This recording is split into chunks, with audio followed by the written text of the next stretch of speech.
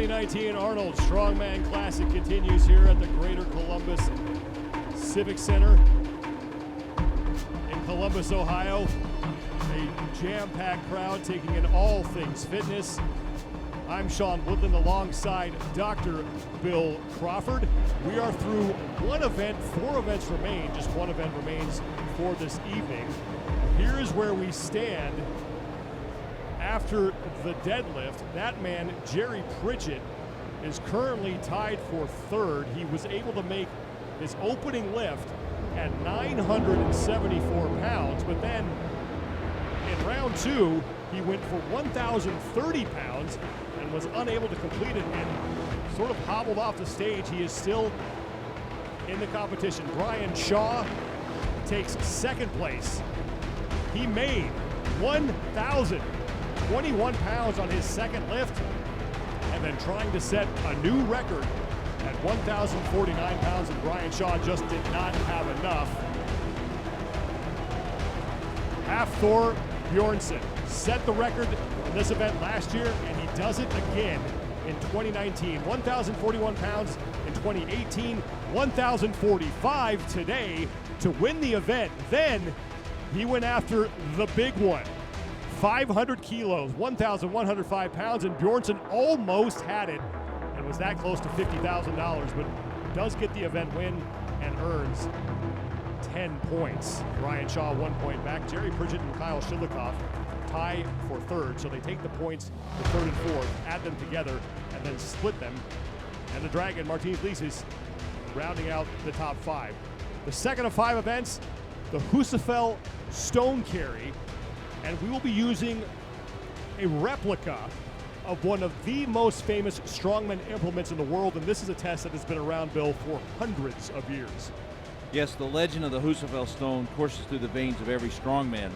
There are 2 points of success that I want to talk about.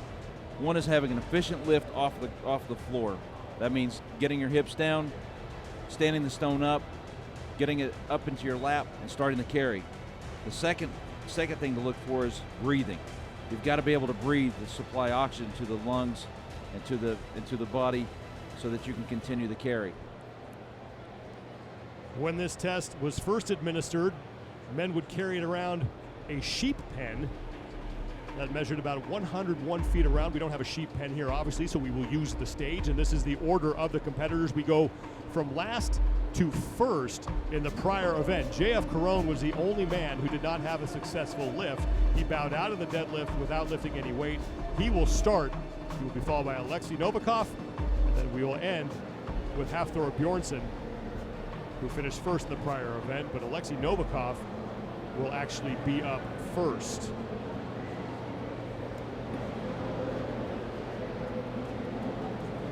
So this is a natural stone, and natural stones aren't made to be lifted.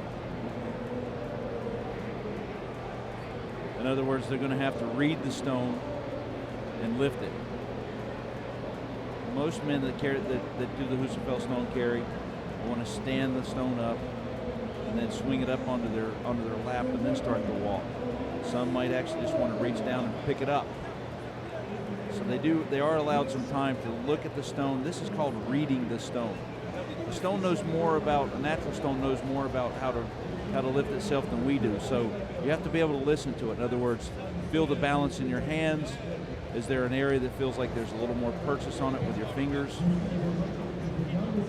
You've seen the actual Husafell stone. You've written books on this stuff. I've carried the actual Husafell stone. This one you said is pretty close. This is very close. They actually took 3D pictures, and Rogue made a Husafell stone. But importantly, this was a stone that was brought from Iceland and then constructed into the actual replica of the Husafell stone. They have to go around all of those stones. JF Caron, we showed you him as the man who was going to lead this thing off, as Alexei Novikov is the man to start, but Caron has withdrawn from the competition. So he's done after one event. Novikov has that stone up, and now his attempt will begin. You want to keep moving your feet. As you move your feet, that's distance. And you only have so much time to carry the stone. It looks like he's rhythmically breathing. You can see in and out, in and out. He's digging his fingers into the stone, slowing down just a little bit. Impressive so far from the youngster. His attempt ends once he drops it. Got 2 complete laps. The stone goes down, they'll mark that. Impressive effort from Alexei Novikov, making his first appearance in the Arnold Strongman Classic. He was your amateur champion in 2018, and you talk about breathing, quick feet. He did both of those very well on this attempt. Yes, he did. So see how look at his face. In, out, taking deep breaths. In other words, he's in a rhythmic pattern of breathing. Make sure he fills his lungs with oxygen. And that's very important too with this. Look, the stone is on his chest, and it's hard to do that. Some men will actually turn the stone instead of straight up. They'll actually. That's an indication of how heavy this thing is. For, and I'd say rather large men, having to harness that thing up and drag it back to the start. This is an epic event. It's over 400 pounds. Just the lift itself of this stone is a fantastic lift. And I'm sure these guys appreciate Novikov dropping it so close to the start. They only had to drag it about 10 feet back. Yes, I think someone's going to probably drop it on the other side at some point. We are waiting for the official distance on Novikov's attempt. It's shocking how close that is to the actual Husafell stone. Some men will actually try to turn the stone 90 degrees and lift it a little more widely. And that puts the stone further down and off your chest so that you can breathe. But most actually stand it up because you can get your arms around it just a little bit more easily with that taller stance. Magnus for Magnuson, legendary strongman here, the head judge.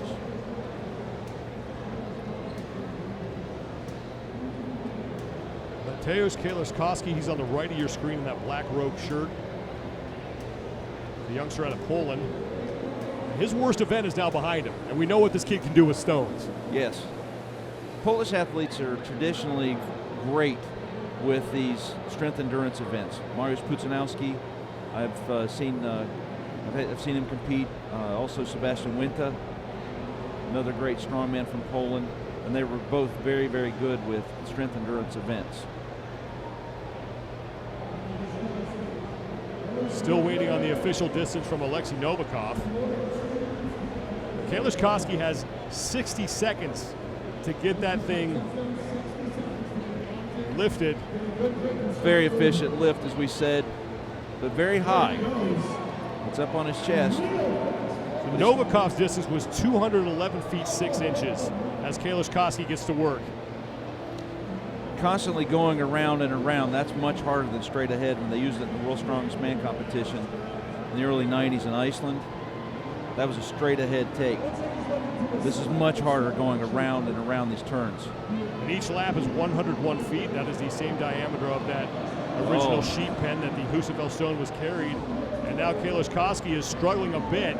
Remember, his attempt ends once he drops it. Now it's just trying to get as much distance as he can before that thing slips through his grip and the stone is down.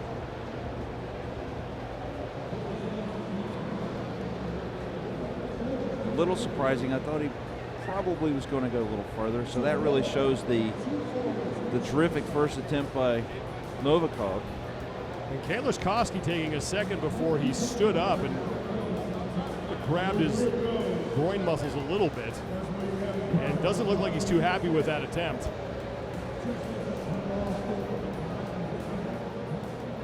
He gets a great pick on the stone. We call it a pick, but he does put the stone quite high on his chest. These are all things he's going to learn as he gets further in his competitive life.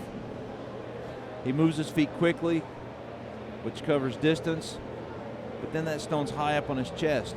And it didn't look like he was doing that rhythmic breathing. So his muscles don't get the oxygen. He starts to get lightheaded. You lose your grip, and the whole thing falls apart quickly. Kaliszkowski, 112 feet, 1 inch. Alexei Novikov, we are early. We're only through 2 athletes, but he has the top mark of 211 feet 6 inches, and Matthias Belschak will be the 3rd man to hoist the Husafell stone. Notice they allow them to have those little towels that have some pine pitch on them, but not tacky. They're not allowing them to tacky up. That would take away from the event. Traditionally, you don't want to use tacky. Terry Todd's vision for this event was to have historic events and do them in the historic way.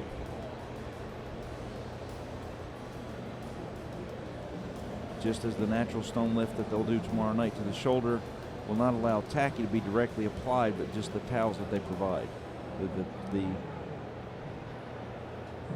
officials provide to them. Once again, he has 60 seconds to lift that thing. If he can't lift it, they don't get to actually make an attempt. So you have to get that stone up and lifted. Now right now he's struggling because he's got his heels behind the stone. If he had his heels closer to the front of that tip of the stone, it would be a little easier. And that was the first thing you talked about, efficient lifting. Belschak has it up and will now start his journey around that 101-foot circuit. So if we can see his face and see if he's actually, looks like he is, he's pushing air in and out of his lungs pretty well. There you go. See him, he's got that rhythmic breathing going. That rhythmic breathing's allowing oxygen to get into his muscles and keep him from getting lightheaded, because that stone's high up on his chest. He's doing a great job, though. And Belschak now has the stone slipping down to his knees, and that'll do it. When it starts to fall apart, that's it, because your grip goes. That's another piece of this whole thing. You're digging your fingertips into the stone. It's smooth, and it wasn't made to be lifted. Barbells are made to be lifted. They've got knurling, they're balanced. Now when you throw enough 45-pound plates on it, that really doesn't play out that well. So notice he has the stone right in front of his foot, and then he's able to swing the stone up when he swings it back a little bit. The weight of the stone is over 400 pounds. It's a 186 kilogram stone. Weighs 409 pounds, I believe. The Husafell stone, that's roughly what the Husafell stone weighs. He is breathing rhythmically, but watch, his grip starts to go. He replaces the stone higher up on his chest. But all that pressure on your chest, it's hard to take a deep breath. And your grip starts to go and you get lightheaded and the stone goes down. It happens pretty quickly when it does happen. Belschak was 2 feet shy, less than 2 feet shy of Kalisz Koski. Belschak 110 feet 8 inches. Alexei Novikov, still your leader, 211 feet 6 inches. As now Ronald Heinle will step up to the Husafell stone. So that young man, Novikov, really put himself in a great position. He was starting the event, and it looked like, well, are we going to see a lot of guys do 2 to 2.5 to 3 laps? And he was towards the bottom of the pack in that first event, and with just 5 events, you can't afford really to have one bad event, but he has got to start digging himself out of a hole if he wants to really move up the standings here. Now Ronald Heinle starts to read the stone. He's looking at it. So if you misread the stone, what can happen is you not get the good purchase on the stone. You have an inefficient lift. He just overpowered the stone. Very strong deadlifter. Everybody's going with that style where the stone's really high up. He's locking his fingers into it.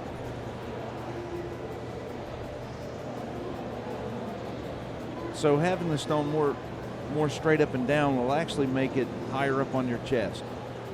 And you see he's got really doesn't have his fingers wrapped into the stone. It's more of his wrist. So having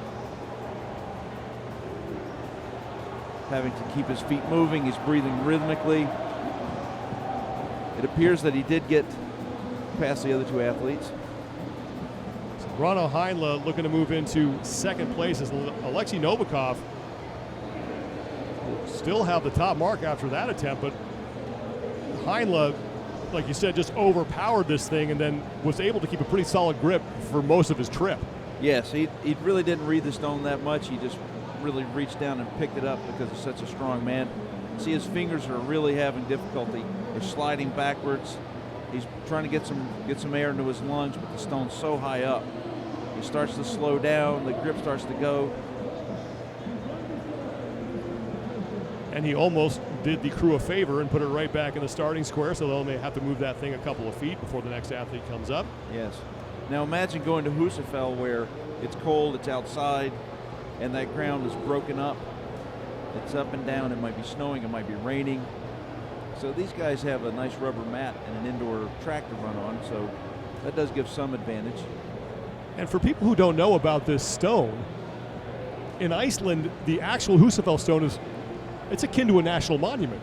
Yes, it is. There's actually a monument there now that has an explanation about the stone in Icelandic and in English, and it's illegal to deface or remove the stone from the site.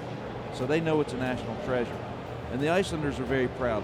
Talking to Anders Gudmundsson, to Peter Gudmundsson, also to Helgi Arnason, they're very proud, and Magnus Magnusson, that this stone is here and this carry is being done in the Strongman. We're waiting on a score update from all the athletes as they make sure everything is being calculated correctly, and that's Martins Lisis. He's the 5th athlete to take on the Husafell stone, and he is off to a very fast start. Yes, they're all doing it the same way, straight up and down, taking that taller purchase on the stone. So Lisis with 1 lap down, that's 101 feet. Good foot movement. Look at his mouth. He's moving air in and out of his lungs. I called that my self-esteem engine when I was carrying stones. Breathing like a train. And Lisis, and that's been about the mark where most of the athletes have started to see their grip slip, other than Alexei Novikov. Now notice,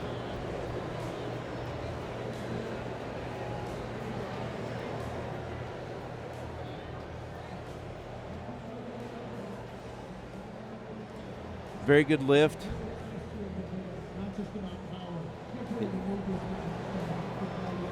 So watch how he's pulling breath in, pushing breath out. He's not just passively breathing. He's forcing air into his lungs and out of his lungs, into his lungs and out of his lungs. Even though that stone's pressing against his chest. And then the stone starts to slide down.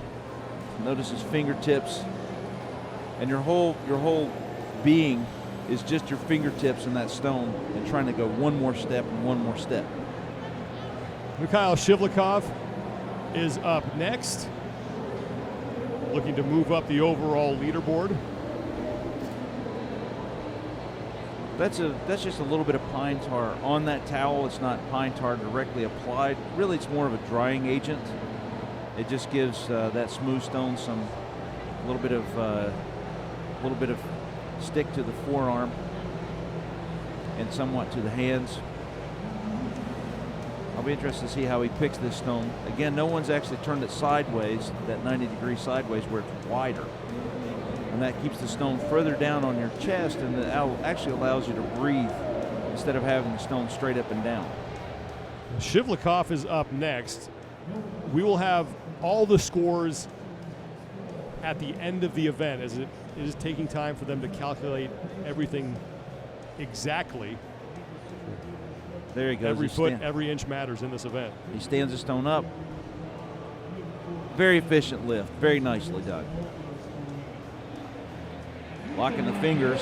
That's another approach. And Shivlikov is off on his first lap, 101 feet every trip around this track. Moving his feet quickly. Hopefully he can hang on to his fingers. He is breathing well. He's got 1 lap down. He's slowing. And the grip goes right there.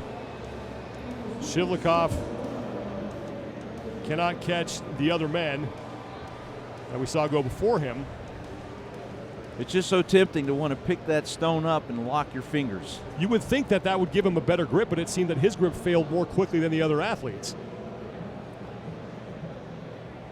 I would agree, Sean. Now watch, he's Notice how he had it right between his feet, swung the stone back, and it shot right into his lap. Very efficient. Now he locks his fingers, and what that does, it puts the stone even higher up on his chest. You see his hands are starting to slip. He is breathing well, but his feet slow down. The stone's up on his chest. There you go. Now he doesn't have an option once his fingers slip apart.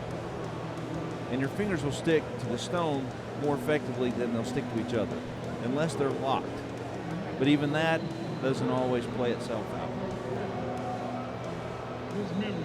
Jerry Pritchett will be up next. Currently tied for third place overall with Shivlikov. I really agree with having to start with the stone flat on the ground. For years they were doing stone carries and different implements where they would start off of a barrel so that the athlete didn't have to actually stand the stone up. Remember the Africa stone that was used in World's Strongest Man? He's going to have a good start to this stone. Right up. 6'4", 370, 37 years of age. There goes Jerry Pritchett. And look at the courage of Jerry Pritchett. Doesn't look like he's breathing too rhythmically. His grip's already starting to slip. He's slowing down. He's swinging out so he can get around that corner. There's so many athletes right in that little pack. He just needs a few more feet to make a lap. I think Pritchett that was his goal. almost gets there. That was his goal. And he is upset at himself, and came up sort of favoring his right leg a little bit, not putting a whole lot of weight on that thing, and they were working on that leg after the deadlift. What a warrior. But look, straight up and down, swings it back, gets a good lift, very efficient. And when you have a banged up hamstring in this event, how does that affect you carrying that stone? Well, it starts to tighten up, and then it starts to affect your lower back, and it wants to fall forward. See, he's falling forward because his hamstring's tight. Plus, it's a 400-pound slick slab of stone that he's trying to carry. Not quite one total lap of 101 feet for Jerry Pritchett. So I would You raise see him holding that right leg aloft and not putting a whole lot of pressure on it. And like Jerry Pritchett has broken the stage. Okay. These men make that Husafell stone look light, but again, it is 400 plus pounds, and he dropped it sharp edge down, and you see the impact, and it definitely made quite the dent. Yes. All that focused energy right in one spot. I'm sure they'll come up with a solution. The road crew is always very... They could step over it. They could just continue the event and say, this is just part of what's happening now, but also safety is also a concern. The surface where you carry it in Iceland is not actually a smooth surface either, a completely flat surface either. We have just 2 athletes remaining as 7 have gone. The field is now down to 9 as J.F. Carone withdrew from the competition after what looked like a hamstring injury in the elephant bar deadlift. And this is where we stand coming into this event with Thor Bjornsson locking up those 10 points for the win in event number 1. Brian Shaw in second all by himself, and then Jerry Pritchett and Mikhail Shivlikov splitting the points for third and fourth. They add those points together and they divide by 2. That's how they figure out the 7.5. And really, this is no surprise. I know we're through just one event. We're in event number 2, but no surprise that man Brian Shaw and Thor Bjornsson are on top of the overall leaderboard. Yes, I would agree. And these are both giant athletes. So an event like this where they have longer arms, they can maybe let the stone ride a little bit lower. They have prolific back strength and leg strength to carry the stone. This is such a fantastic event for a strongman competition. What it is it's primal. Brian Shaw, who has been at the Arnold Strongman Classic every year since 2010. He has finished first or second 7 of the last 8 years, and he has won this competition 3 times. A great champion for sure. He also holds the world's record in the largest Atlas stone ever lifted, so he knows a little bit about stone lifting. But this is, again, a natural stone.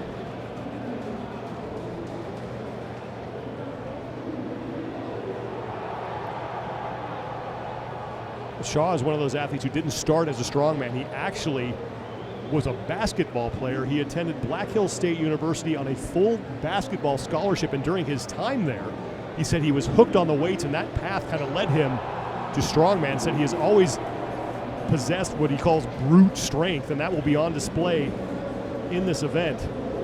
Yes, he's quite good with odd objects. He's just trying to mentally get a place where he can step around that and not actually step on that area of the stage where it's a little bit soft. Here's the thing, too. Brian Shaw was warmed up, ready to go. Then we had a delay. How does that affect these athletes mentally? It can affect them some. They put a piece of plywood under it to shore up that floor.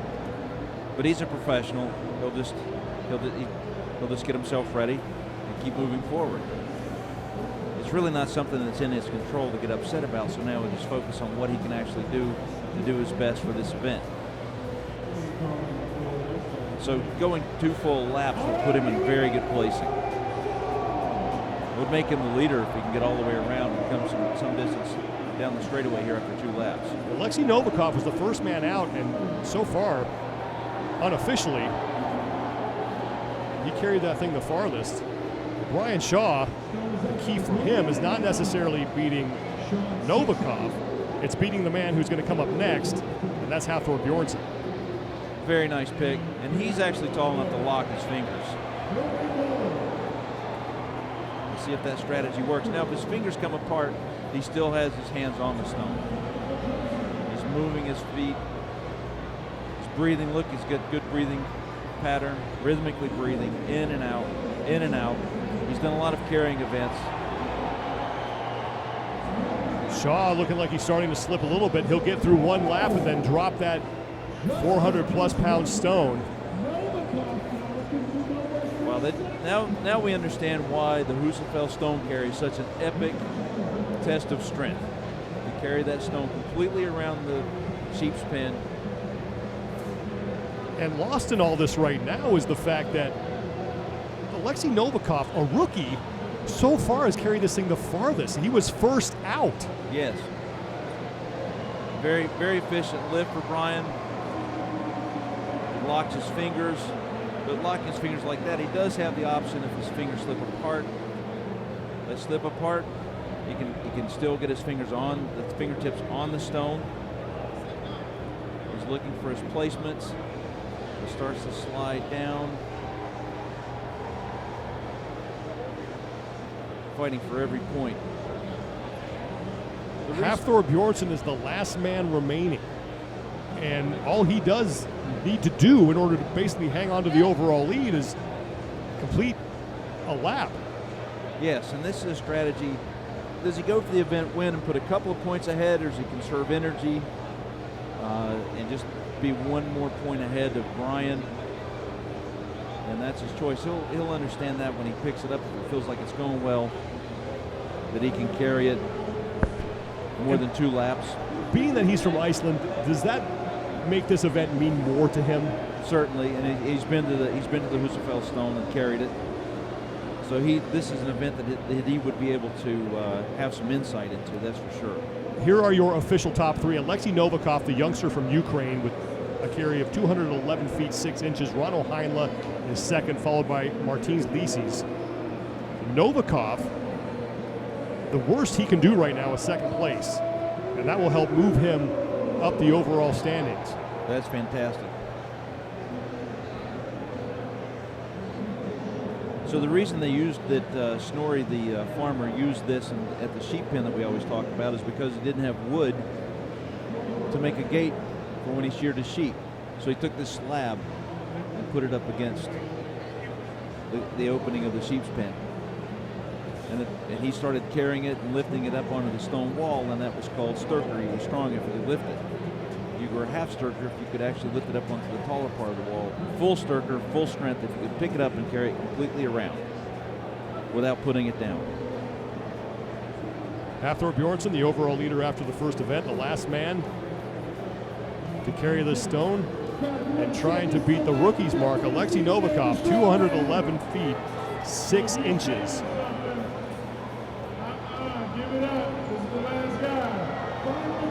Bjornsson mauling that stone to his chest, and he is off on his first lap. Very quick foot movement, getting some rhythmic breathing going, coming to the first, very long strides. 1 lap down for Bjornsson, and looking like he's going to stay in the overall lead with 3 events remaining. Now can he track down the rookie Alexei Novikov? Yes, he's vying for that first place finish. He's making a statement. Here he comes all the way around. This one's going to be close as the stone is down for Hafthor Bjornsson, and one thing is for sure, though, he will be your overall leader after 2 events. Maintaining national pride. The first time I went to Iceland, a 60-year-old woman at the hotel that I was going to stay in asked me why I was there, and I told her the stone. She didn't ask what stone, and she gave me directions. They know what the stone means over there. The stone is the Husafell stone, also known as Kria Headland, which means the pin slab in Icelandic. And it looks like Hafthor Bjornsson may have edged out Alexei Novikov, but that is unofficial. If that is the case, Bjornsson will go 2 for 2, win both opening events, and have 20 total points heading into the second and final day. Very effective pick, super efficient. He knows exactly where he needs to put his hands. So not only digging your fingertips in, you're locking it in with your chest. So what you want is a silent upper body and locking it in with your upper body and moving your legs quickly. Keys to success, and that was it. We are waiting on the final results of this event, but better news for Hafthor Bjornsson is that because of that performance, he has put some significant distance between himself and Brian Shaw on the overall leaderboard. We just don't know how much yet. But Bjornsson looking like he has gone 2 for 2 on day 1 and just edging out the rookie Alexei Novikov, but we are waiting on the official results as Hafthor Bjornsson, who won the Arnold Strongman Classic for the first time in 2018, making a statement on day 1. Very much so. If you can understand what this means, to pick up this stone and be able to carry it, and here he is, first competition, Husafell stone. He's from the Ukraine. He's not from Iceland. But notice how he got his hands a little bit lower on the stone, and he breathed really rhythmically. He practiced this. He's moving his feet, because every footstep is distance. Impressive from Alexei Novikov, who will take second place in this event, and even more impressive that the man he finished behind was Hafthor Bjornsson, the defending champion. Huge confidence boost for Alexei Novikov as we wrap up the first day of competition at the 2019 Arnold Strongman Classic, just one of the many attractions here at the Greater Columbus Convention Center in Columbus, Ohio, as fans from around the globe gather here once a year and basically make this place the epicenter of fitness for a weekend.